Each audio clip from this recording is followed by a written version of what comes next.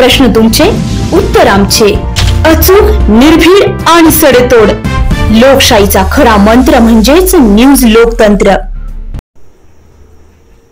महाविकास आघाडीचे उमेदवार भास्कर भगरेसर यांच्या प्रचारार्थ आज येथील माऊली लॉन्स येथे महाविकास आघाडी आयोजित बूथ प्रमुख आणि कार्यकर्ता मेळाव्यानिमित्त राष्ट्रवादी काँग्रेस पार्टीचे प्रदेशाध्यक्ष जयंत पाटील आणि युवा प्रदेश अध्यक्ष मेहबूब शेख यांच्या येवल्यातील गोशाळा मैदानावरील हेलिपॅडवर आगमन होताच महाविकास आघाडीच्या सर्व पदाधिकाऱ्यांनी पुष्पगुच्छ देऊन जंगी स्वागत केले.